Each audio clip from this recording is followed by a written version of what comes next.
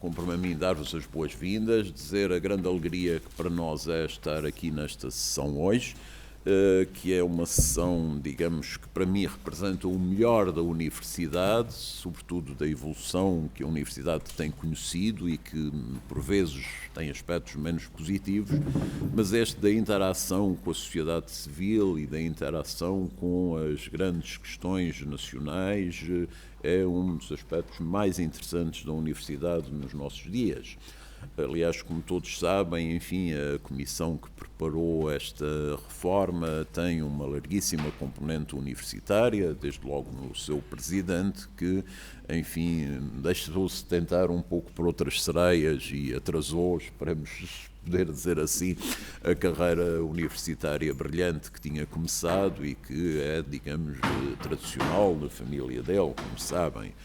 Trata-se de um académico por excelência. Depois queria manifestar, enfim, ao Sr. Presidente todo o meu apreço pelo trabalho que fez, independentemente das discordâncias que sabe que tenho quanto à reforma.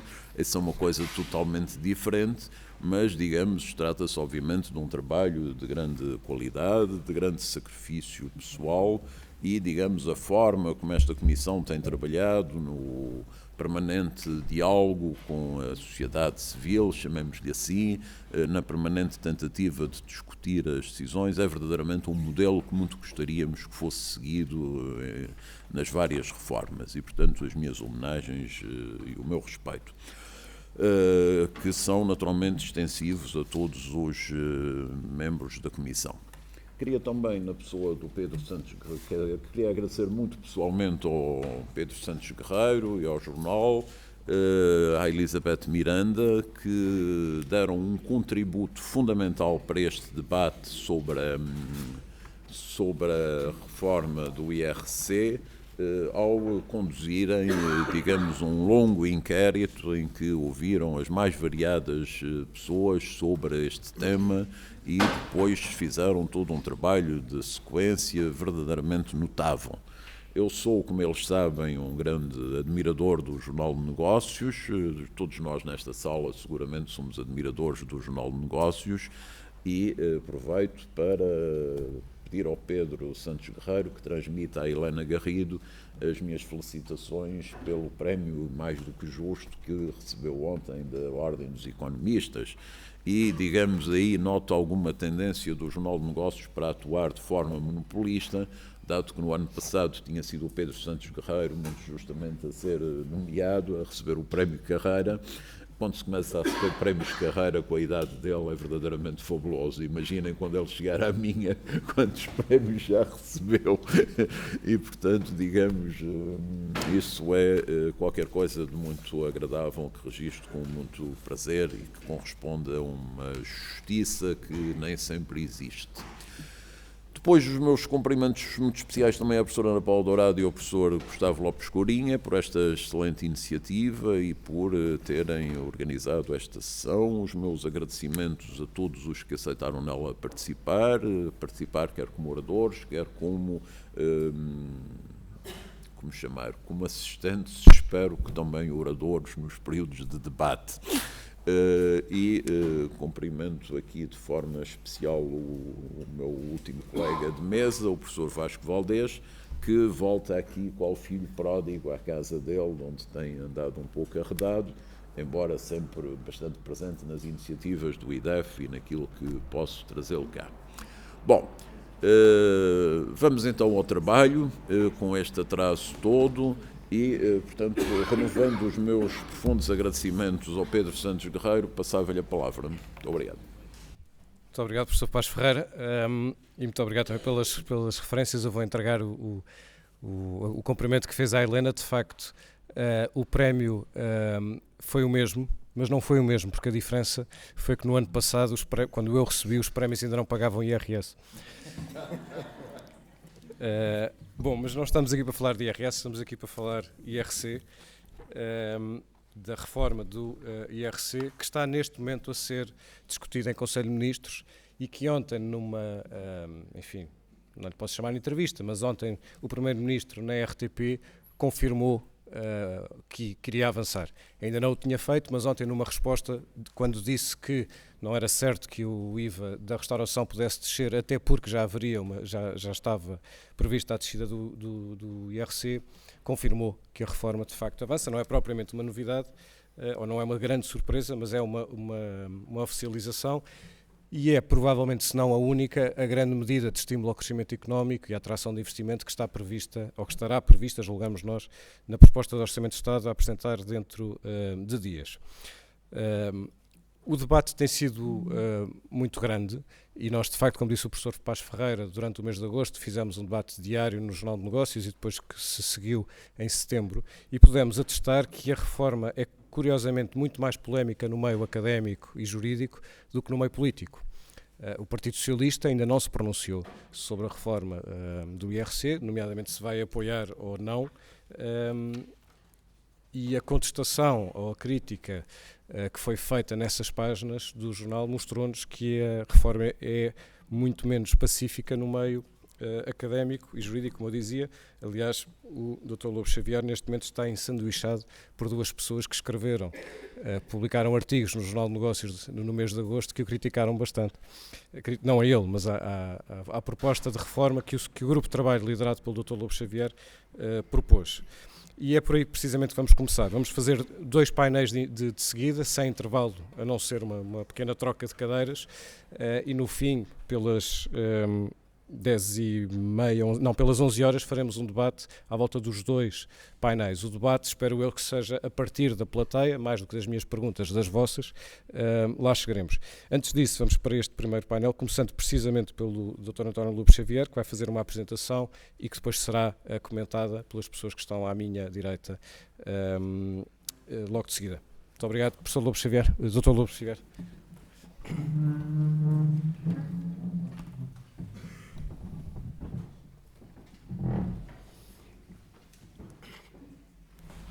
Bom dia a todos. Eu, embora não tenha a figura do Primeiro-Ministro, prefiro também falar de pé, nem do Presidente do Banco. Prefiro falar de pé, é mais prático para mim. Queria, obviamente, dirigir umas palavras que não são protocolares, são sentidas. Em primeiro lugar, de facto, a Comissão da Reforma foi pensada, todo o seu trabalho, para ser um trabalho, desde que estivesse concluído, muito aberto, e os membros da Comissão não recusam nenhum dos convites que foram sendo feitos, e já calcorreámos, podemos dizer que calcorreámos o país, no quadro dessa discussão pública, que eu também considero, ao princípio temia, mas considero que foi que deu um enquadramento diferente e uma participação diferente à reforma do IRC, mas dizer-lhes que aqui, para a Comissão da Reforma Fiscal,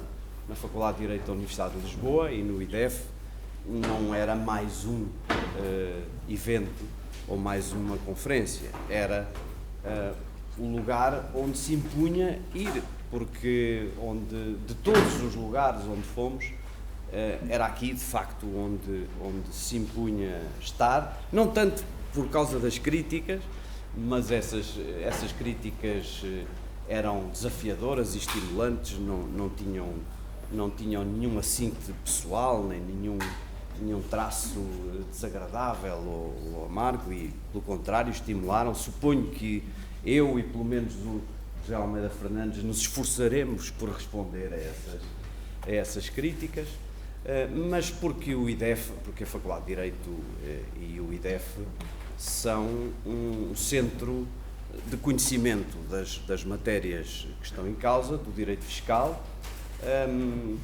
são mais ativo, mais organizado, o mais produtivo centro de conhecimento do país nesta matéria, e portanto não faria sentido irmos a todo lado e não aqui, e portanto com muito gosto agradecemos o convite,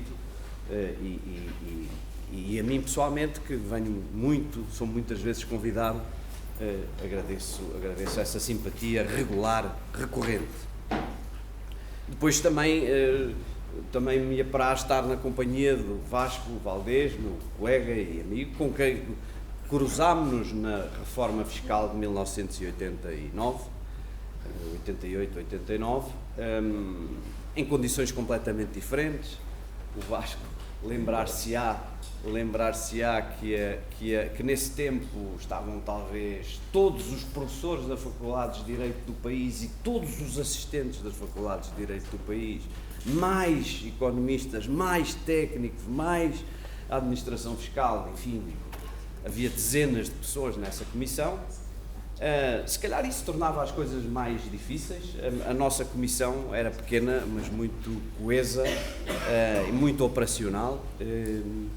Funcionou muito bem, mas o agradecer, portanto, ao Vasco e a presença, e também ao Jornal de Negócios e ao Pedro Guerreiro. O Jornal de Negócios foi a peça mais ativa, a ferramenta mais ativa para a divulgação das posições diferentes sobre a reforma, para a discussão crítica, embora tivesse alguma linha, uma linha legítima, aqui ou ali, foi o ponto, o meio de comunicação onde mais facilmente e mais produtivamente se exerceu o contraditório e se deu voz às pessoas a favor e contra. Mais nenhum dos meios de comunicação se portou sequer perto desse contributo e, portanto, nós agradecemos muito. Justamente por isso, aqui ou ali, confesso, às vezes tinha uma conversa mais abrasiva com o Pedro Guerreiro, com o diretor do Jornal de Negócios, mas ele está habituado a muito pior, com certeza, do que as minhas conversas abrasivas. Finalmente, para dizer que esqueci-me que o IDEF, além disso, e a Faculdade de Direito contribuía realmente para a reforma com conhecimento, com recursos humanos, e com conhecimento, uma vez que na comissão estavam pessoas que pertencem à faculdade e que trabalham com o IDEF e esse conhecimento, portanto, estava lá presente, muito embora exista naturalmente pluralismo de opiniões também no IDEF. Bom, vamos usar bem o tempo, procuraria usá-lo bem e aqui o modo que escolhemos e a organização desta conferência faz com que tenham sido escolhidos uns pontos concretos para tratar com mais pormenor, de natureza técnica. Eu não vou tratar desses pontos, obviamente, não me vou referir a eles, e para mim ficou com falar um pouco sobre as orientações gerais. E é o que eu vou fazer. E sobre as orientações gerais, que foi, aliás, um dos pontos sujeito à crítica e à discussão ativa durante a discussão pública, sobre as orientações gerais, eu começo sempre por lembrar o mandato. Não para dizer que a Comissão da Reforma Fiscal era uma espécie de mandatário cego, surdo e mudo a qualquer razão que não fosse a do seu mandato, não para dizer que a Comissão da Reforma Fiscal era totalmente acrítica relativamente ao pedido que lhes foi feito, mas para mostrar realmente que o pedido que foi feito à Comissão da Reforma Fiscal comportava ele próprio algumas opções de política fiscal. Isto é, algumas opções de política fiscal, algumas das quais, por exemplo, questionadas ou relativamente às quais manifestou algumas dúvidas, por exemplo, o professor Paz Ferreira, essas opções estavam em grande medida decididas no pedido dirigido à Comissão da Reforma Fiscal. Não que nós não tivéssemos, como vão ver, não que nós não tivéssemos analisado esse mandato e que não tenhamos uma opinião sobre ele. Temos, seguramente, e eu gostava de falar um pouco sobre ele, para explicar as linhas, como partimos do mandato para definir as grandes linhas da reforma. E o mandato tinha, basicamente, duas grandes avenidas, como dizem os gestores. Uma avenida que era a competitividade do sistema, a promoção do investimento e, portanto, do crescimento da economia portuguesa e também a internacionalização da economia, das empresas portuguesas e das próprias regras fiscais. Essa era uma grande linha. E isso, obviamente, por detrás dessa linha, dessa avenida, estava a convicção do Governo ou a decisão política sobre o modo como o IRC pode ser instrumento para alcançar estes objetivos. Já vamos ver se pode ou não, mas o Governo pressupunha à partida que era este o instrumento decisivo para prosseguir aquele, não o único, seguramente, mas o instrumento decisivo para perseguir aqueles objetivos. A segunda linha ou avenida, se quiserem, é a avenida da simplificação do sistema, da redução dos custos de cumprimento das regras fiscais. Tudo isso é o que está abrangido pelas expressões relacionadas com a redução das obrigações declarativas, segurança e confiança, mesmo a própria atração do investimento está associada a esse tema mais geral das obrigações, dos custos de cumprimento, a simplificação, nós levámos até onde pudemos, o mais longe que pudemos, como vão ver, e também esqueci-me de referir, e também o tema da internacionalização. E para nós, internacionalização, o Governo não foi muito claro no mandato sobre o que entendia, como é que um imposto sobre o rendimento das pessoas coletivas pode ajudar na internacionalização. A nossa ideia, não precisava de o dizer, a nossa ideia, como verão, é de que essa ajuda ou essa internacionalização por via da mudança das regras fiscais ocorreria facilitando a circulação dos capitais, tornando os regimes simples e atrativos para os investidores estrangeiros, tornando os regimes internos úteis e eficientes para os investidores nacionais, para os grupos nacionais que têm investimento no estrangeiro, e dotando o imposto dos regimes típicos que são conhecidos nos países que são os destinatários mais frequentes e mais relevantes do investimento estrangeiro.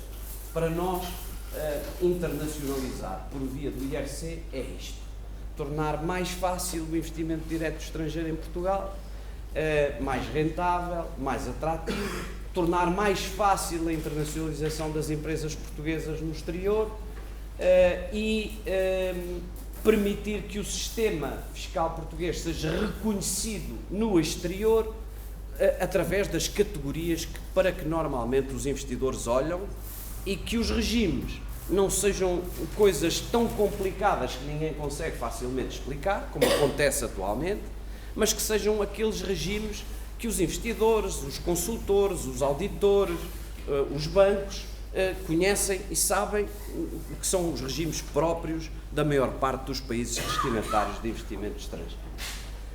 Vamos então à primeira parte do mandato, as questões de competitividade do sistema, as questões do investimento e as questões da internacionalização da economia portuguesa. Esta opção do Governo pressupunha o seguinte: em primeiro lugar, que se devia começar pelo IRC, que faz sentido quem quiser uma política destinada à promoção do investimento estrangeiro, à promoção do investimento interno, uma política destinada a favorecer, ainda que dentro do quadro de um ajustamento, o investimento, deve utilizar preferencialmente o imposto sobre o rendimento das pessoas coletivas. Ora, a Comissão aceitou este ponto de vista. Do nosso ponto de vista, esta opção política está certa. De facto, seria para este imposto que se deveria olhar em primeiro lugar.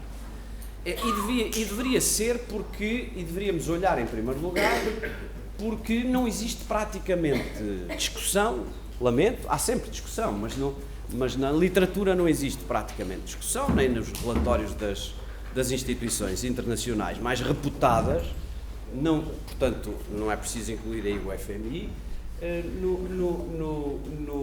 Mesmo tirando os relatórios do FMI, sobram relatórios de instituições reputadas referindo que o imposto sobre o IRC é indubitável, o imposto sobre as pessoas coletivas é indubitavelmente o ponto mais nevrálgico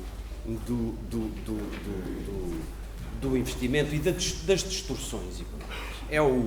É aquele onde se produzem mais distorções em matéria de alocação de capital e que produz, especialmente em situações de ajustamento, os efeitos as suas variações para cima em matéria de taxa são aquelas variações que produzem efeitos negativos sobre a economia de forma mais duradoura e difíceis de recuperar.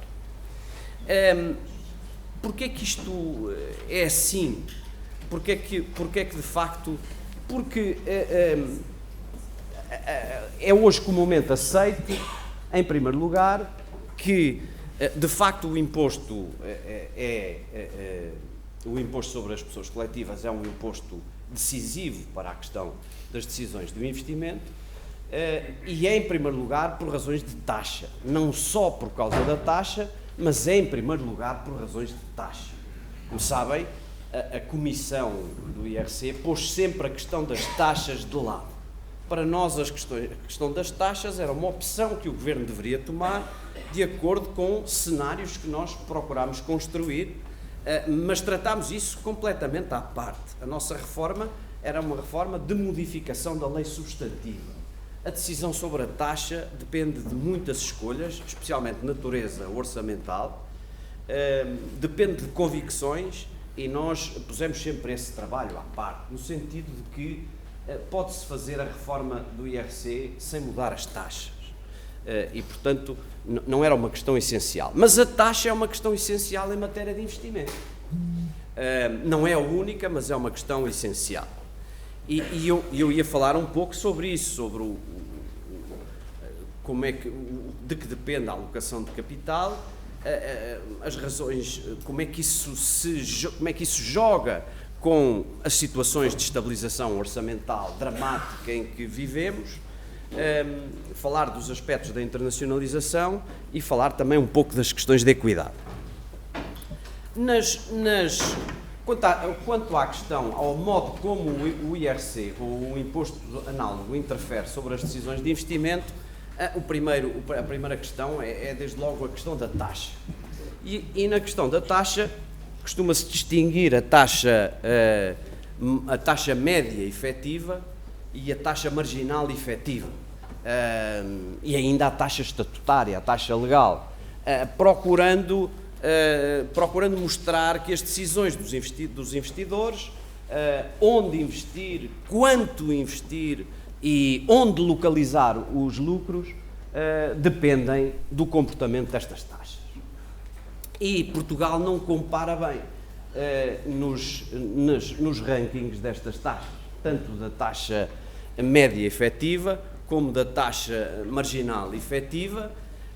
Portugal não compara bem, e também no domínio da taxa estatutária, como sabem, Portugal tem a quarta mais alta da União Europeia, tal como a literatura a trata, simplificando um pouco as situações. Já sabemos que essa taxa mítica dos 31,5 não se aplica a todos os contribuintes, ou está longe de se aplicar a todos os contribuintes. Mas significa, portanto, em primeiro lugar, que Portugal tem das taxas estatutárias mais elevadas da União Europeia, a quarta, tem as taxas efetivas marginais e médias muito altas. Existe uma correlação indesmentível, uma quantidade enorme de estudos científicos que mostram a relação entre o investimento e estas taxas, especialmente entre o investimento e a taxa média efetiva e a taxa marginal efetiva. E, portanto, do nosso ponto de vista, não é absolutamente necessário resolver este problema, porque como vão ver nos observatórios internacionais e nos surveys internacionais, não é só da taxa, não é só por causa da taxa que se fala mal do sistema em Portugal, mas a taxa é incontornável. Olhar para as taxas é incontornável e as taxas, de facto, estão num nível muito elevado, do ponto de vista comparativo. Em segundo lugar, estando num nível muito elevado, por outro lado, o investimento tem uma curva preocupante. É o problema talvez mais preocupante em Portugal, é o comportamento do investimento. Mesmo as perspectivas mais otimistas que existem para o próximo ano, nomeadamente as do Banco de Portugal, são muito decepcionantes em matéria de investimento. Mesmo esta ligeira mudança do cenário da economia portuguesa provavelmente para o último trimestre deste ano, é decepcionante em matéria de investimento. Este é o recurso mais escasso que a economia mais precisa e, portanto, é óbvio que é necessário olhar para ele. E a redução do investimento não é apenas no setor privado, é no setor público. Não estamos numa situação em que o setor público possa compensar a debilidade do investimento no setor privado. Pelo contrário, o investimento no setor público recua e recua tanto no setor dos bens transacionáveis como no setor dos bens não transacionáveis. O declínio do investimento em geral e abrange todos os setores, os chamados setores protegidos e os setores concorrenciais, apesar de realmente se dizer que na economia portuguesa está a fazer um esforço grande para a abertura e para se virar para os mercados exteriores. Apesar disso, o comportamento do investimento continua decepcionante. E, portanto, para a Comissão da Reforma, fazia sentido escolher o investimento como o critério fundamental, o aspecto fundamental para que é preciso olhar na mudança, digamos assim, de ciclo do ajustamento, e escolher o IRC como a peça fundamental para, no plano da política fiscal, interferir no comportamento dos investidores. Isso faz todo o sentido e é difícil, do nosso ponto de vista, recusar esse facto, sendo que, repito, como vamos ver, esse não é apenas um problema de taxa, é um problema de taxa e de qualidade geral do sistema, mas já vamos ver a seguir. Em terceiro lugar, eu reconheço que a literatura e as teorias que existem sobre a ligação entre o imposto sobre as pessoas coletivas e o investimento e o crescimento, os modelos que existem, são todos modelos de tempos em que havia estabilidade económica, em que não havia crise financeira. Mas, e portanto, esses modelos têm de ser, embora exista literatura abundante e bastante no mesmo sentido, esses modelos têm de ser usados com cuidado. Mas existe uma certa tentativa recente da Comissão Europeia de atualizar esses modelos, procurando aplicá-los nas situações de crise orçamental que vivemos nos últimos 3 anos. E esses estudos e os modelos da Comissão Europeia sobre essa matéria, isto é, olhando para como é que é possível promover o crescimento em situação de ajustamento orçamental grave, pressionante, ou se quiser, como é que é possível equilibrar orçamentos muito desequilibrados e ao mesmo tempo assegurar o crescimento, no plano da política fiscal, as conclusões da Comissão em geral e da aplicação dos seus modelos são relativamente fáceis de compreender. O que a Comissão entende, portanto, é que os países que estão em ajustamento têm que fazer escolhas fiscais, têm que reduzir não só as suas despesas, mas porventura aumentar as receitas. Onde aumentar as receitas, e a Comissão é definitiva no sentido de que a receita não deve ser aumentada por via de elevação da carga fiscal sobre as empresas. Parece-nos isso realmente importante. Pode haver opiniões diferentes, mas a aplicação desses modelos aos tempos da crise o que mostram é que a tributação do consumo, o aumento da tributação do consumo e o aumento da tributação da propriedade são muito menos distorsivos e prejudicam muito menos o crescimento económico do que a atuação sobre o rendimento das pessoas e sobre o rendimento das empresas. Sendo que no caso do imposto sobre o rendimento das empresas, em economia aberta, com livre circulação de capitais e com grande mobilidade de capital, a médio e longo prazo, a elevação do imposto sobre o rendimento das empresas produz efeitos muito negativos, cavados mesmo sobre o comportamento do produto e, portanto, sobre o crescimento. E, portanto, mais uma vez, a Comissão estava de acordo sobre a opção geral. O problema do país económico que é preciso resolvê-lo é o problema do investimento. Um instrumento importante para tratar esse problema é o IRC, e é o IRC utilizando no sentido de baixar a carga fiscal, e mesmo que estando em ajustamento económico, essa baixa da carga fiscal justifica-se, ainda que porventura tenham de ser elevados outros impostos que prejudicam menos o consumo, prejudicam menos o crescimento da economia e o investimento. Claro que não o imposto sobre o rendimento das pessoas singulares, mas, por exemplo, os impostos sobre o consumo e os impostos sobre a propriedade. Em segundo lugar, e portanto nós estamos de acordo, estávamos de acordo na Comissão sobre este ponto de vista geral relativamente ao investimento e ao crescimento. Do ponto de vista da internacionalização, como lhes disse, a internacionalização significava para nós tornar mais fáceis o recebimento por empresas situadas em Portugal de lucros gerados no exterior, os fluxos, ao contrário, associados à internacionalização das empresas portuguesas e também a criação de regimes que fossem conhecidos e simples. Não fazem ideia do que era a dificuldade da Comissão em explicar às instituições internacionais, nomeadamente ao FMI, a nossa complexidade legislativa.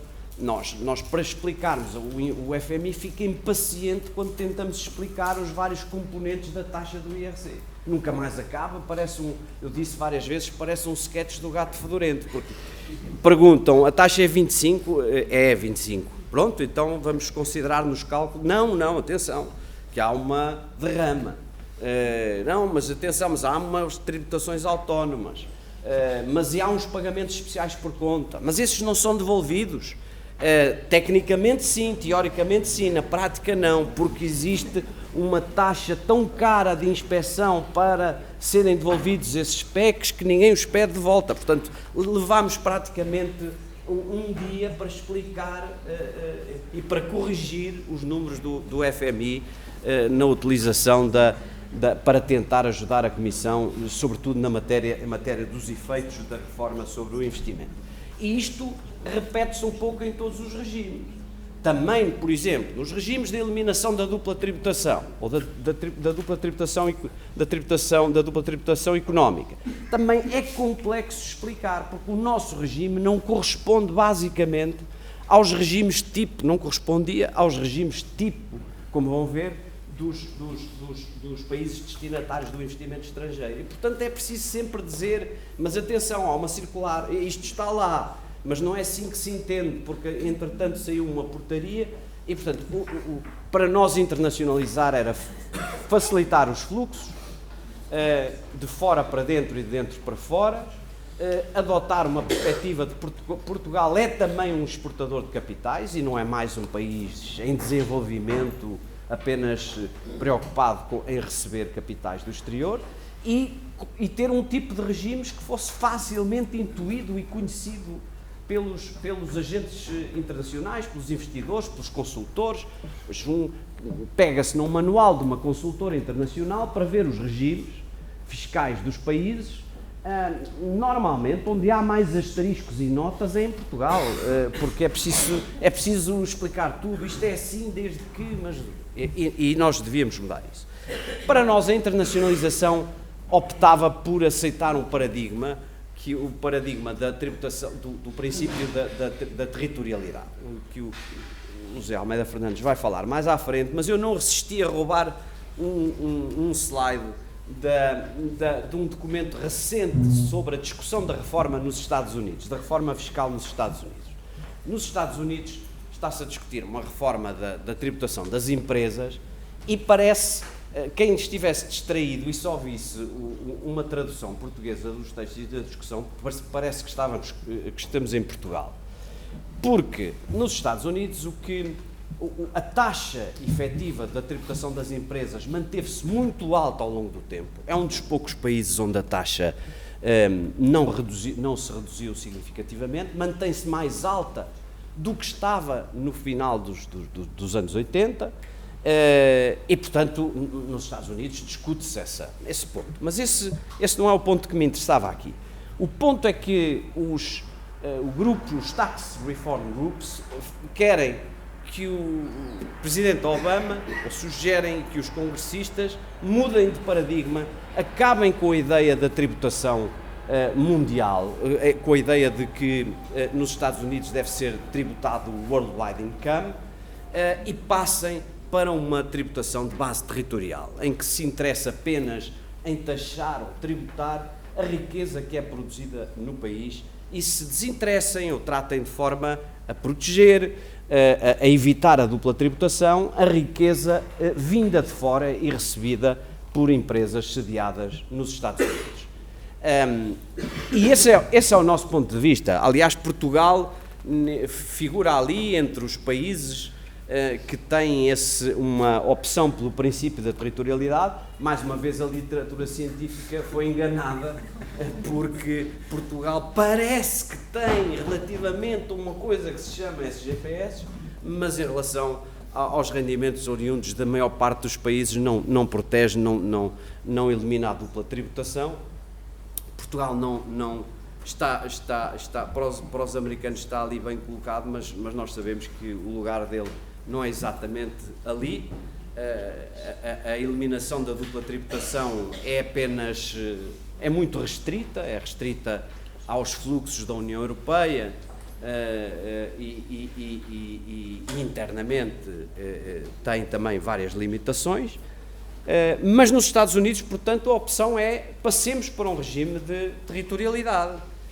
E outro slide roubado, eu não tive tempo de identificar a fonte, mas reparem bem que eu estou a dar a fonte. Um slide roubado mostrando a localização das empresas globais, das maiores empresas do mundo, onde é que elas estão situadas. E apenas 7% dessas grandes empresas, das maiores empresas globalizadas do mundo, estão localizadas em países que aderem ao princípio do Worldwide Income. Portanto, não há dúvida de que as empresas, os grupos, com a sua liberdade de circulação e de movimentação, goste-se ou não, seja-se ou não muito patriota fiscalmente, conforme o tema de um dos nossos últimos colóquios, as empresas movem-se, os grandes grupos movem-se em direção aos regimes mais favoráveis e estáveis e de facto esta realidade é uma realidade incontornável. Podemos querer erguer muros, barreiras, podemos querer criticar moralmente a mobilidade do capital e a procura de boas paragens, mas apenas satisfaremos a nossa consciência e a nossa convicção, porque esta realidade impõe-se. Em segundo lugar, não vou passar por todos estes pontos, mas, portanto, a Comissão achava que era preciso adotar o princípio da territorialidade de uma maneira mais visível em Portugal e achava que era preciso endereçar, como dizem os gestores, tratar os temas mais frequentemente associados à competitividade fiscal internacional. O regime dos dividendos, o regime das mais-valias, o regime dos royalties, o regime dos juros, o regime do estabelecimento estrangeiro, o regime do reporte de prejuízos, enfim, as informações vinculativas da administração fiscal. Em todos estes domínios, Portugal compara mal relativamente à maior parte dos países da União Europeia e era preciso tratar todos estes pontos de uma forma... Em último lugar, uma vez que estou a esgotar o tempo, diz-me ali o Pedro, em último lugar, queria falar um pouco sobre a tributação e a equidade. Porque as pessoas podem, em geral, aceitar, e isso foi muito visível na discussão pública, era diferente consoante o grau de conhecimento dos intervenientes nessa discussão pública. Mas as pessoas estão dispostas a aceitar que realmente o investimento é o principal problema em Portugal, que deve ser olhado do ponto de vista da utilização das ferramentas da política económica, especialmente da política fiscal. Quando tratamos de olhar para o investimento ou de atuar sobre o investimento com a política fiscal, as pessoas estão dispostas a aceitar que se olhe especialmente para o IRC, as pessoas estão dispostas em geral a aceitar que é preciso realmente internacionalizar o sistema e torná-lo mais amigável para os movimentos globais, internacionais, mas há muitas pessoas que têm dúvidas sobre a questão da equidade numa situação de ajustamento e de grande pressão, nomeadamente sobre o rendimento das pessoas, através de pressões da mais variada natureza. Ora bem, eu não sou versado na questão não tenho uma balança muito fina sobre a equidade fiscal, mas apesar de tudo gostava de desfazer aqui alguns mitos que inquinam o discurso sobre a equidade fiscal e depois tenhamos as nossas opiniões e as nossas sensibilidades, já que isso não é uma matéria completa que se possa tratar de uma forma absolutamente rigorosa e indiscutível. Quais são esses mitos? Mitos a propósito da questão da equidade. O primeiro mito é que em Portugal o capital não é tributado. E eu termino neste ponto e depois guardo para o lado. O primeiro mito é de que em Portugal o capital é muito pouco tributado e que, ao contrário, o rendimento das pessoas o rendimento do trabalho é que é muito tributado. E a verdade é que isso não corresponde aos dados, não corresponde a nenhuma das informações de acordo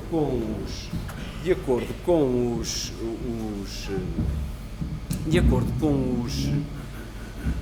as informações das instituições internacionais não dão conta desta realidade. Elas dão conta de uma realidade completamente diferente. Portugal é um dos países da OCDE que mais tributa o capital. Está em sexto, está claramente acima da média da União Europeia.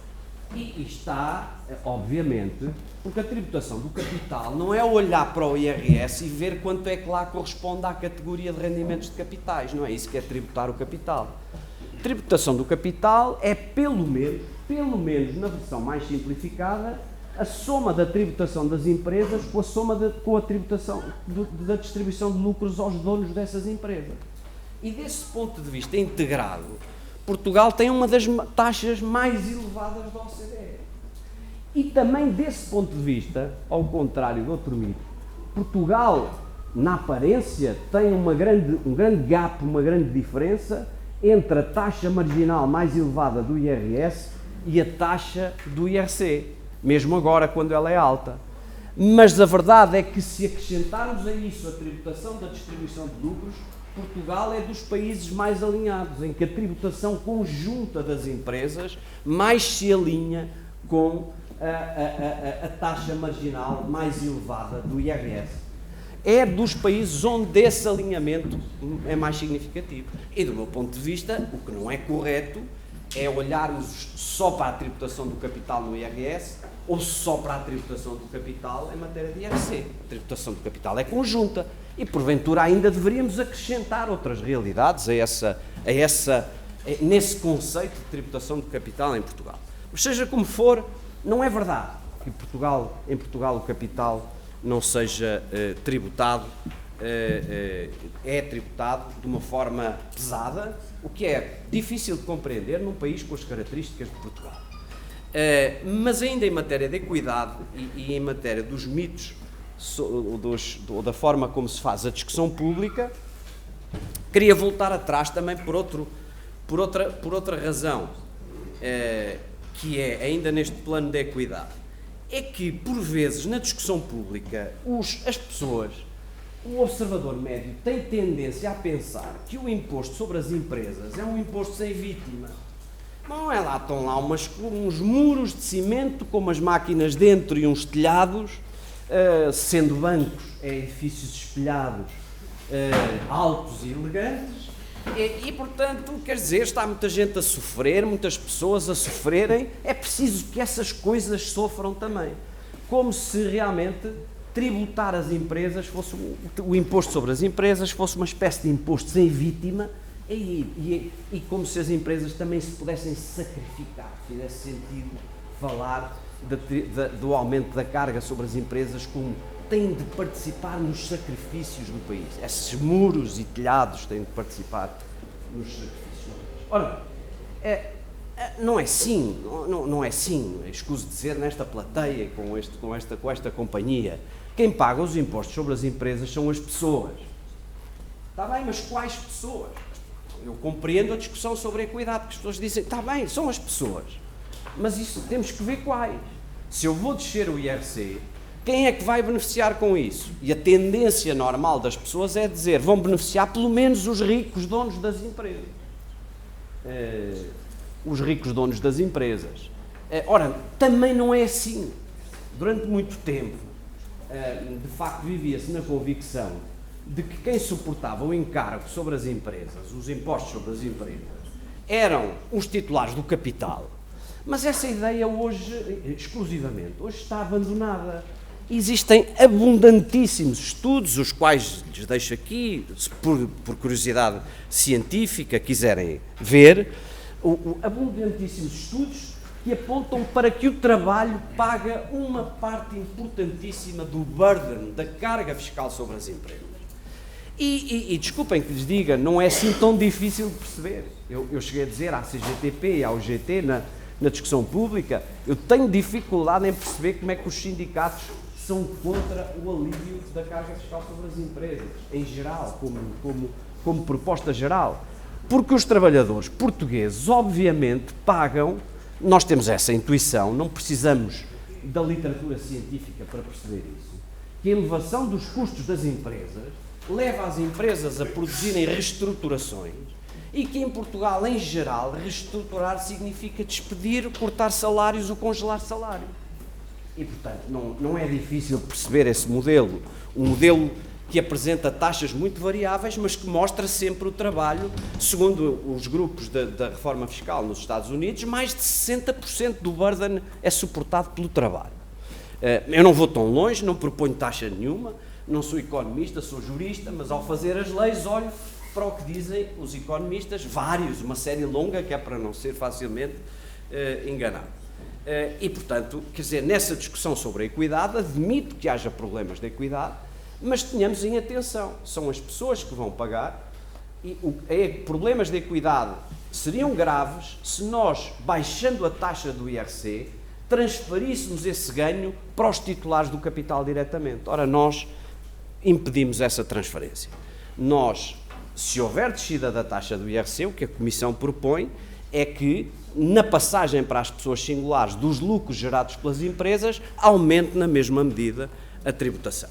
E, portanto, porventura, ainda se terá de ir mais longe, já que as mais-valias são frequentemente substitutos da recepção de dividendos, a venda das participações muitas vezes um sucedâneo da distribuição de dividendos. Porventura, talvez se tenha, em nome da equidade, se baixar a taxa do IRC, ir também às mais-valias das pessoas singulares com participações, por muito que isto desagrade a alguns. Mas eu concordo que no momento atual do ajustamento faz sentido descer as taxas das empresas pelas razões que vimos, mas é preciso não transferir para as pessoas singulares titulares do capital toda a vantagem dessa descida. Embora nós saibamos que uma parte da vantagem, não sei quantificar, será sempre dos trabalhadores das empresas. Enfim, uma última palavra mesmo, já só mesmo para fazer sentido à apresentação. Há outros pontos importantes que a Comissão associados, que são sobretudo os chamados pontos da qualidade da qualidade do sistema fiscal e do funcionamento. A qualidade de um imposto não é só a taxa, nem são a perfeição dos regimes substantivos. A qualidade de um imposto é a qualidade da administração fiscal, a qualidade da justiça tributária, o modo como funcionam as burocracias, a rapidez com que os tribunais decidem. Nessa matéria, Portugal também compara mal.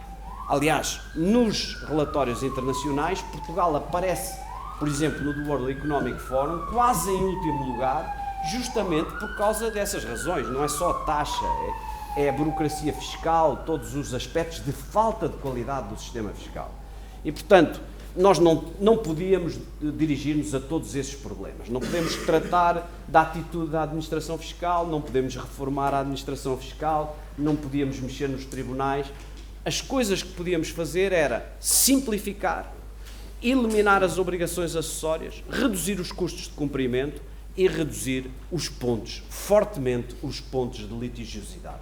Mais à frente veremos se, aceitando estes objetivos e este plano, conseguimos ou não, vamos conseguir ou não, os meus colegas da Comissão vão explicar, um modo como procuramos endereçar todos estes pontos e melhorar a qualidade do sistema na medida das nossas possibilidades.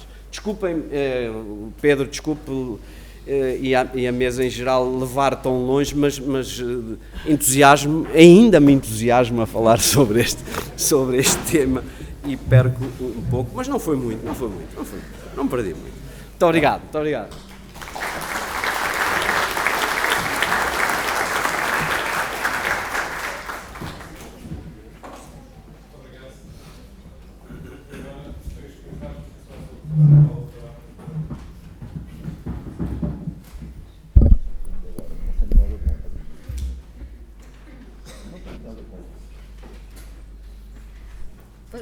Obrigada também aqui.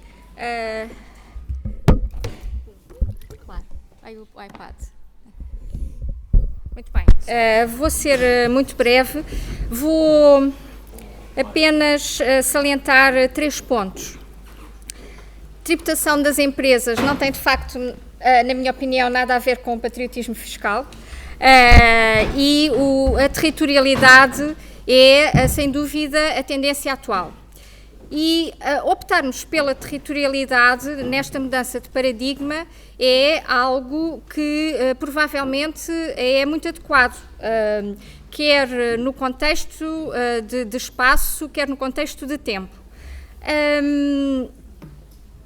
Isto está a ser feito por todo o mundo e a questão que eu aqui até levanto no nosso contexto da União Europeia é se a União Europeia não nos empurra, como empurra a outros Estados-membros, para este passo, uma vez que não há quaisquer avanços em termos de harmonização e não há qualquer governação fiscal a nível da União Europeia. Por conseguinte, não se pode fazer aqui qualquer juízo moral, até se isso fosse legítimo no quadro do fiscal, não se pode fazer aqui qualquer juízo moral sobre esse assunto. E um juízo racional também parece que não deve ser feito, ou seja, não deve haver nenhum parti pris contra a questão do princípio da territorialidade. O problema é depois nós vermos, enfim, sem desenvolver muito este assunto e depois teremos um painel e eu já escrevi sobre isso, é como é que os Estados que estão a ir nessa direção depois se protegem ou introduzem alguma mitigação ao princípio da territorialidade. E os vários Estados, desde o Japão, à Coreia, à França, à Nova Zelândia, à Austrália, os Estados Unidos agora a ponderarem o assunto, os Países Baixos, têm muitas formas de mitigar que têm o princípio da territorialidade para evitarem, portanto, inclusivamente os Países Baixos, para evitarem uma erosão das bases fiscais. E é isso que tem que ser suficientemente ponderado.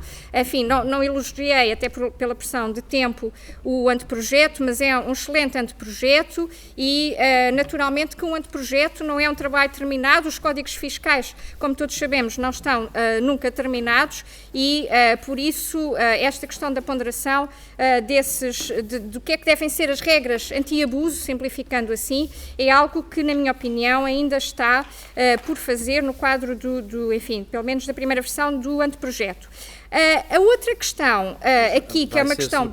Vai ser surpreendida. Ótimo, ainda bem. A outra questão aqui, em termos políticos, que também não tenho a certeza que fosse tarefa da Comissão, é um bocadinho em contraponto, como é que este anteprojeto surge no quadro da recente reação ao relatório BEPS e à atuação da União Europeia na plataforma para a boa governação fiscal, em que há uma forte preocupação com a erosão das bases fiscais. Aparentemente, enfim, também sem poder explicar muito, mas há vários regimes dentro do anteprojeto que parecem contribuir para uma redução, enfim, talvez não muito drástica, mas alguma redução da base fiscal. E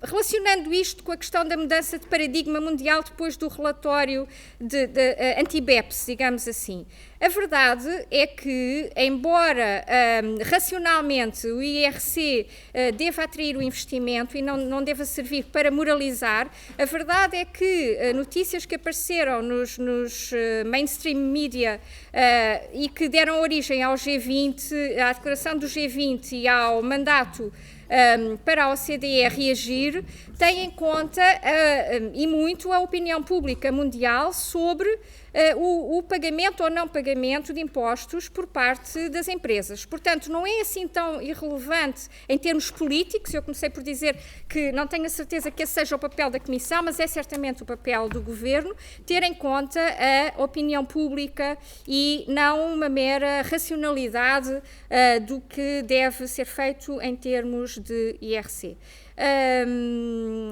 Enfim, tenho depois uns aspectos mais específicos, mas poderei deixar, até pela sua especificidade, para o debate nos painéis seguintes.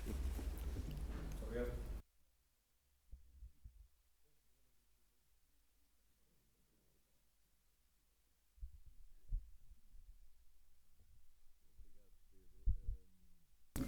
Seguramente é uma situação complicada começar a falar à hora que estava prevista para o fim do debate. Isto vai-me obrigar a ser um bocado telegráfico, mas, enfim, o Pedro, no princípio, tinha anunciado que o António Lobo Xavier estaria ensanduichado, resolveu transformar a sanduíche, mas, enfim, ficamos com uma sanduíche em versão mais light, claro está. Eu registrei com grande agrado a paixão que ele usou na exposição, sobretudo tinha-me dito que já começava a ficar um pouco saturado de falar tanto sobre este assunto e, afinal, vimos tudo menos saturação, graças a Deus.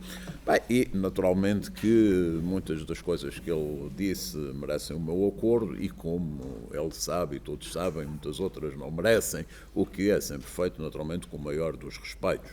Aliás, ele acentuou muito bem, digamos, o que é a responsabilidade da Comissão e o que é a responsabilidade do mandato. E as minhas dúvidas essenciais e as minhas críticas essenciais prendem-se com o mandato e prendem-se com a concepção que está subjacente ao mandato. E, enfim, tentando ser muito rápido, eu acho que nos últimos anos temos assistido a uma coisa muito positiva em Portugal. Por um lado, foi claramente a melhoria da qualidade do debate fiscal, o aumento da comunidade fiscal e cada vez mais interessante, o cada vez mais interessante debate em torno da fiscalidade.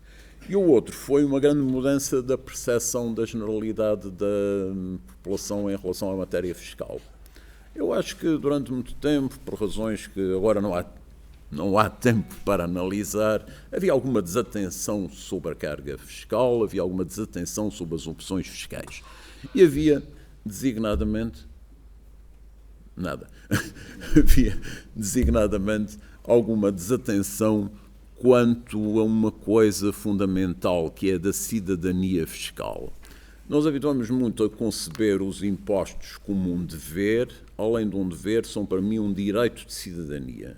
Eu quero pagar impostos, mas eu quero ter direito a saber como é que vai ser utilizado o meu dinheiro Ponto número 1. Ponto número 2. Quais são as escolhas que vão ser feitas?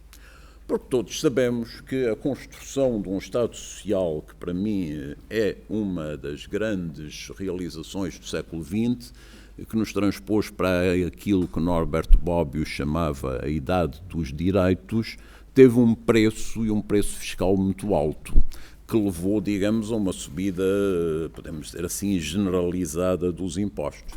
E esta subida põe com mais premência a questão de saber onde é que sobe, onde é que desce. E isto foi, digamos, um discurso mais ou menos teórico, mais ou menos abstrato, até chegarmos a uma situação de crise como essa que eu acho graça a falar numa crise, uma coisa que se arrasta, digamos, pelo menos desde 2008. Quer dizer, realmente não estamos numa crise, estamos numa coisa muito pior que uma crise. A crise é um momento transitório, não é isto em que estamos e em que vamos continuar por muitos esforços que comissões tão competentes e bem intencionadas como esta possam fazer. Bom, e como sabem, nas situações de crise havia uma resposta tradicional e típica que era o desagravamento fiscal, que era a criação de liquidez na economia para a economia responder. Só que, entretanto, digamos, as concepções ideológicas dominantes tinham mudado, o mainstream económico tinha sido alterado e, portanto, digamos, essa ideia tinha desaparecido um pouco e tinha surgido esta resposta que todos conhecemos bem, que essa verdadeiramente não é uma sanduíche, é uma tosta mista bem prensada, que é a ideia da austeridade, não é? Todos conhecem o recente e magnífico livro que acaba de ser traduzido do Mark Blyth. Permitam-me que aproveite uns minutos para fazer sobre a história de uma ideia muito perigosa. Permitam-me que faça a publicidade da grande conferência que vamos organizar no dia 27 de novembro, com a presença do próprio Mark Blyth, sobre austeridade cura, austeridade mata. Bom, e portanto, digamos, passou a achar-se que a solução seria a austeridade. Os resultados estão, do meu ponto de vista, são completamente visíveis e confrontam tanto mais quanto olhamos para outras experiências de expansão, a dos Estados Unidos enquanto foi possível, a do Japão com o sucesso que está a conhecer. Bom, e portanto aquilo que se está a tentar agora é fazer uma coisa espantosa do meu ponto de vista, que é tentar fazer passar o camelo, aqui entendido como o emprego, ou antes o desemprego e o crescimento económico, pelo buraco da agulha, aqui entendida como a austeridade.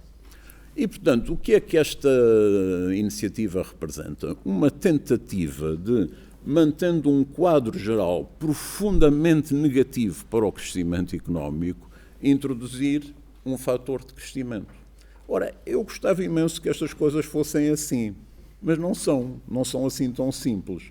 Porque enquanto a economia continuar sob sequestro, não podemos ter a ideia que pequenas medidas deste tipo tenham os resultados que se visa alcançar.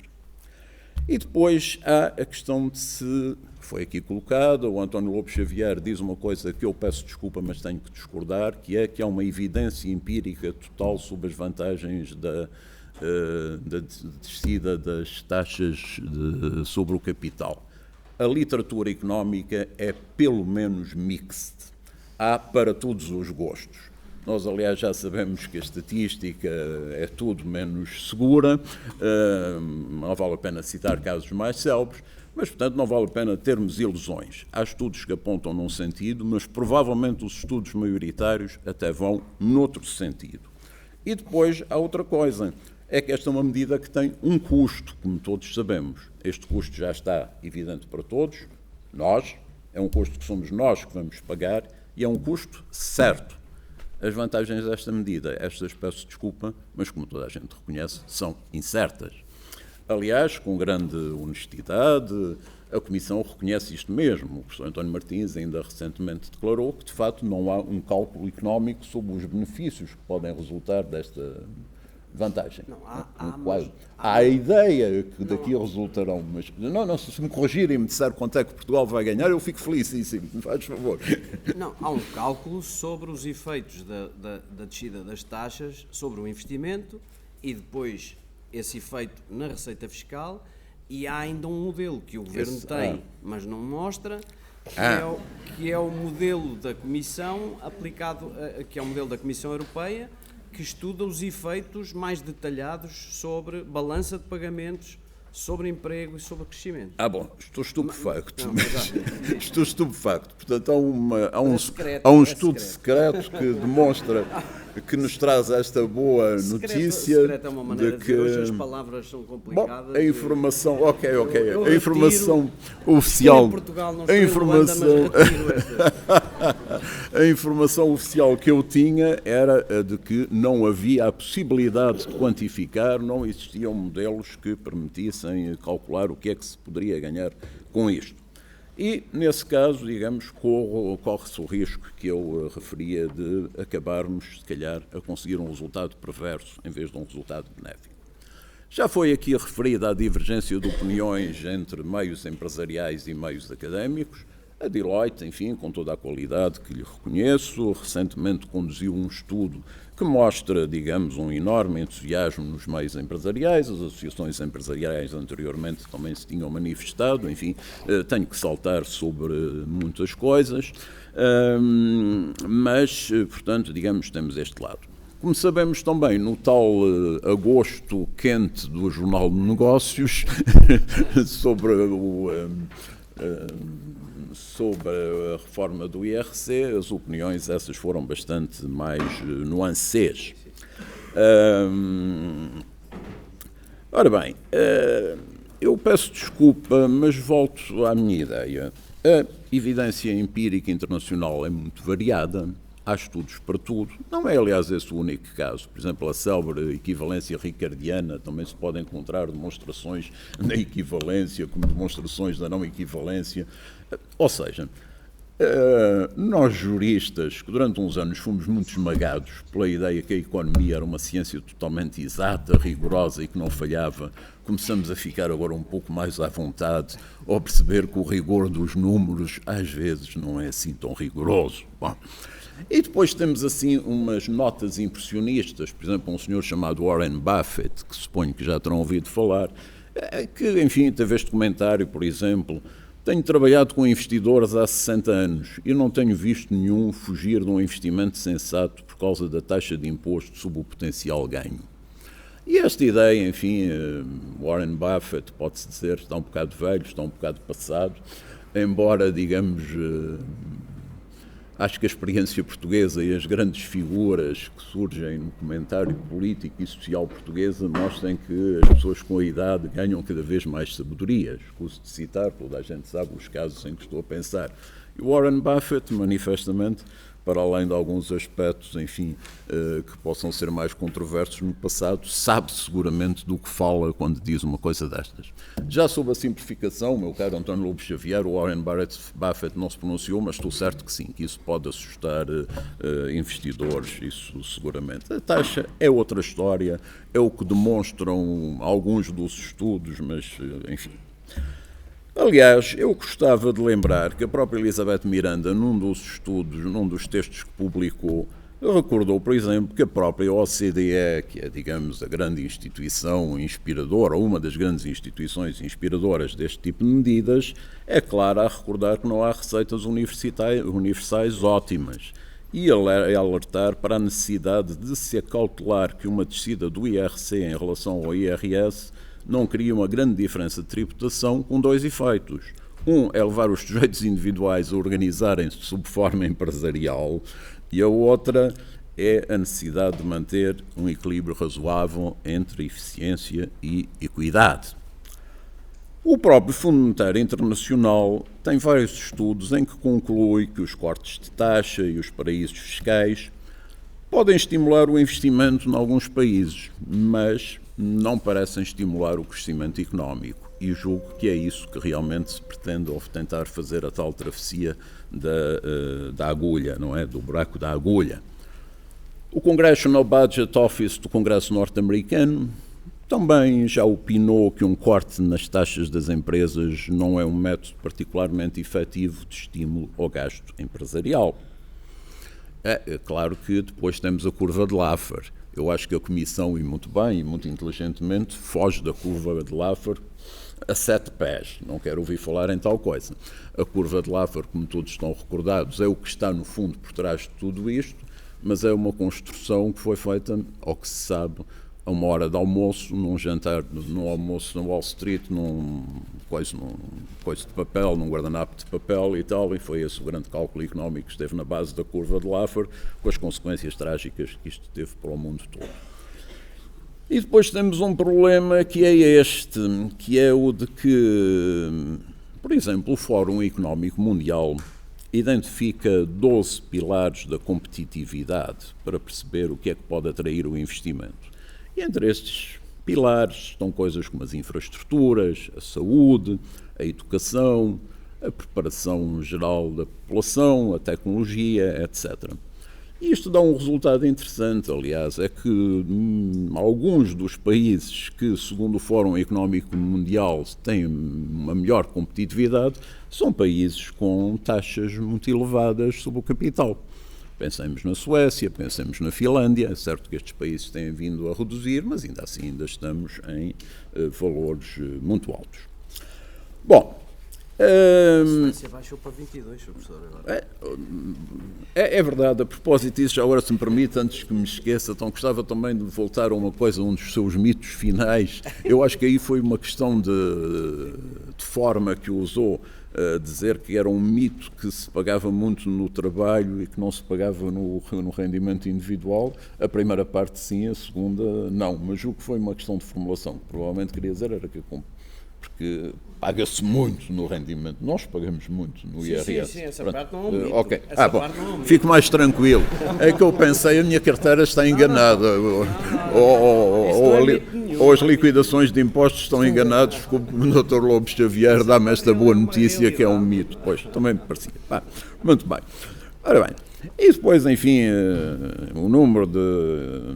Como é que eu ia dizer? Nós académicos temos um hábito, nós académicos latinos, sobretudo, temos um hábito terrível, que é, digamos, tentar sempre confortar as nossas posições com diversas citações académicas para mostrar, não sou eu tenho aqui atrás de mim mais uma série de gente que pensa o mesmo, e, portanto, eu na minha intervenção, se ela não tivesse começado depois da altura em que já devia estar feita, eu teria feito o mesmo seguindo esse vício latino, assim vou-me poupar, enfim, mas tenho que citar um ou outro, aliás, não excessivamente académico. E, por exemplo, o Martin Wolf tem um artigo relativamente recente que teve um enorme impacto. E eu peço desculpa, mas é assim, todos nós temos uns papas. O Martin Wolf, para mim, é um papa. Quer dizer, peço desculpa, deixem-me dizer outra coisa. Verdadeiramente papa e verdadeiramente milagre é o papa. É o Papa Francisco, que tem feito declarações sobre a questão do emprego e do desemprego e sobre a situação económica, que são uma verdadeira bênção. Deus lhe pague, estou com ele até às últimas consequências. Mas, intelectualmente, o Martin Wolf, e devo isso, como tantas outras coisas, ao professor Silva Lopes, que, com modéstia dele, há muitos anos me disse, tudo o que eu sei de economia devo ao Martin Wolf. Claro que, no caso do professor Silva Lopes, é um manifesto exagero. Mas o Martin Wolf é, de facto, uma figura de referência incontornável.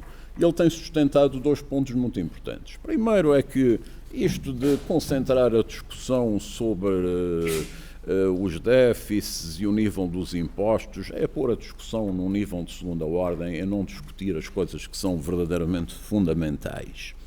E, sobretudo, ele fez a mesma coisa, fez uma análise país a país, apresentou uns gráficos muito claros, em que se mostra que ao longo do período de 1989-2011 os países com tributações altas tiveram uma vida excelente, digamos assim. E os países com tributação baixa meteram-se em bons sarilhos.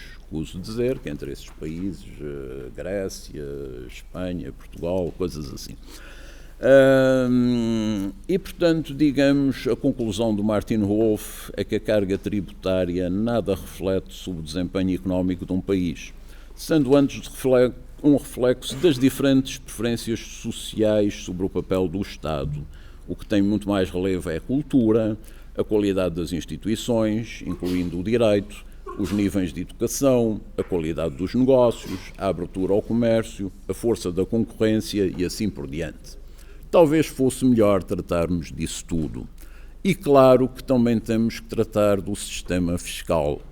Agora, as razões por que no sistema fiscal devemos começar pelo IRC é que não são para mim tão claras nem tão evidentes como são para o Dr. Lobo Xavier, mas felizmente que são, porque se não fossem, imaginem o que teria sido para ele fazer este trabalho, ao qual presto, independentemente de tudo, a minha homenagem.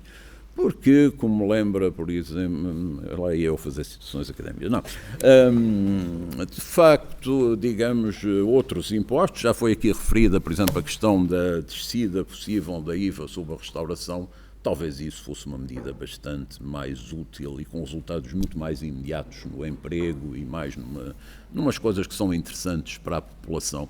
A do IRC, esperemos, ou seja, eu gostava muito de estar errado, eu gostava imenso que este dinheiro que vai ser exigido aos pensionistas, que estes cortes que vão ser feitos aos ministérios, que estas coisas todas que vão ser feitas para conseguir cobrir a quebra de receita do IRC se traduzissem num real progresso para o país e numa real quebra do desemprego.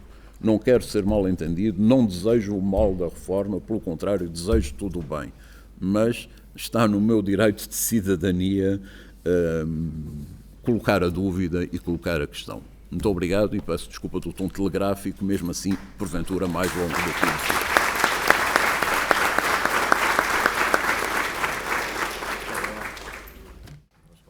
Muito obrigado. Telegraficamente também, para começar por agradecer o convite que me foi dirigido e cumprimentar a comissão da pessoa do António Lobo Xavier, que muito aprecio, pessoa que já conheço há muitos anos. Como foi, aliás, referido, já foram muitos anos sobre a nossa reforma, a primeira intervenção da reforma fiscal de 89. Eu fico, talvez, aqui uma posição não ensanduichada, mas equidistante, talvez, entre a posição do professor Paes Ferreira e a posição do Dr. António Lobo Xavier, ou seja, basicamente, eu julgo que um país que tem níveis de tributação como aqueles e pressão fiscal como aqueles que temos em Portugal presentemente é um país que dificilmente é competitivo ao nível global. E, portanto, significa que, do meu ponto de vista, a fiscalidade deve começar a baixar não só no domínio do IRC, mas noutros impostos também, designadamente no IRS, porque, e eventualmente no IVA, pelo menos para alguns produtos, como agora foi referido pelo professor Paes Ferreira, eu julgo que, de facto, a nossa fiscalidade não é amiga do investimento, não é amiga dos contribuintes, não é amiga dos cidadãos, independentemente de haver realmente outros constrangimentos muito sérios que todos nós conhecemos, designadamente aqueles que se prendem com as obrigações de cumprimento das obrigações fiscais e, por outro lado, o péssimo funcionamento dos tribunais, designadamente dos tribunais administrativos e fiscais. Portanto, começando por dizer, dar uma resposta afirmativa à questão se deve haver ou não uma reforma do IRC ou uma reforma fiscal iniciante eventualmente pelo IRC, eu diria basicamente que sim. Embora reconheça, e a própria Comissão, olhando para e usando os elementos fornecidos pela própria Comissão no seu relatório, eu diria basicamente que esta convicção é uma convicção intuitiva, não é uma certeza nem jurídica, nem muito menos económica. Porque se olharmos para os dados da Comissão, apresentados nas estatísticas referentes aos diferentes países e às taxas estatutárias dos países, nós diremos, por exemplo, que os países que têm taxas mais baixas, como a Bulgária, Chipre, Roménia, com taxas de 10% e 15% de IRC, não são certamente os países mais desenvolvidos e que mais atraem investimento estrangeiro. Por outro lado, nós encontramos países como a Holanda, a Dinamarca, o Luxemburgo, que têm taxas entre 25% e 30% de IRC e, todavia, são aqueles que mais investimento têm e, evidentemente, são países que todos nós reconhecemos como sendo os mais desenvolvidos da Europa. Portugal, evidentemente, tem 31,5%, mas também não está assim tão distante, por exemplo, do Luxemburgo, que tem 29,5%. Portanto, evidentemente que há o caso irlandês que manteve a taxa nos 12,5%, que, aliás, a Comissão não analisou, do meu ponto de vista, com grande desenvoltura, preferindo falar do caso espanhol e do holandês, e eu, basicamente, como o tempo urge, eu vou passar aqui um conjunto de observações que tinha para fazer e centrar-me, digamos assim, naquilo que são os pontos que eu acho mais positivos da reforma e aqueles que são mais, não digo negativos, mas que, pelo menos a mim, me suscitam mais dúvidas.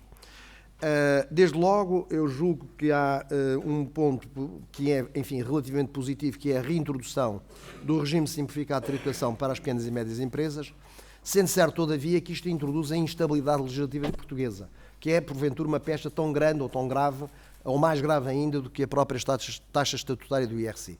Nós nunca sabemos o que queremos. Nós tivemos regimes simplificados de tributação do IRC até há 2 anos, depois com a Troika acabámos com o regime simplificado de tributação, agora reintroduzimos outra vez o regime simplificado de tributação.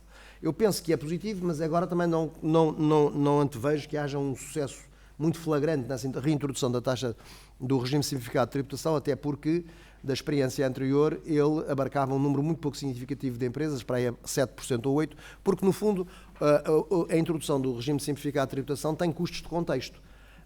Significa que, enquanto for obrigatória a manutenção do técnico de contas e outras obrigações acessórias, evidentemente as pessoas não dispensam, digamos, então preferem ter o regime de tributação dito normal, ou seja, de contabilidade organizada. De toda maneira, é das poucas medidas, curiosamente, em que a Comissão entende que há um acréscimo de receita, se não me engano, de 24,4 milhões de euros.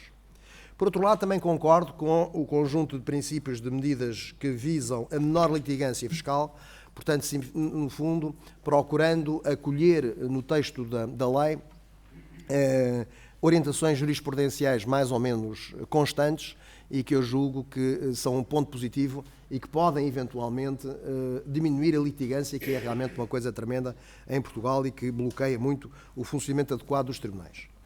E, por outro lado, também tudo aquilo que tem a ver com simplificações de formulários, de obrigações declarativas por parte dos contribuintes, que são realmente aspectos que são muito negativos no funcionamento da nossa administração fiscal e que podem realmente desincentivar os contribuintes de investir em Portugal e de, enfim, quererem que as situações se resolvam com celeridade. Agora, evidentemente, há a grande dúvida que eu tenho em relação a esta reforma é basicamente a seguinte. Nós temos aqui um modelo que é um modelo que procura, eventualmente, o melhor dos 2 mundos. Ou seja, por um lado, uma redução significativa da taxa que vai fazer-se entre os anos 2014 a 2018, eventualmente resvalando para 2019, enfim, variando a taxa entre os atuais 31,5% para eventualmente chegar a 17%, englobando, portanto, as derramas estadual e local, e que originaria uma perda de receita potencial de 1.500, 1.400 milhões de euros, por um lado. E, por outro lado, há um outro conjunto de medidas pontuais, mais ou menos pontuais, como a Participation Exemption, que irá ser alargado, que irá ser analisado mais tarde, o alargamento do regime especial de tributação do grupo de sociedades, a dedutibilidade de prejuízos fiscais e mais um outro conjunto de medidas que, no fundo, são restrições da base tributável. Eu diria, portanto, que eu, pessoalmente, teria preferido fazer uma coisa que era substancialmente diferente.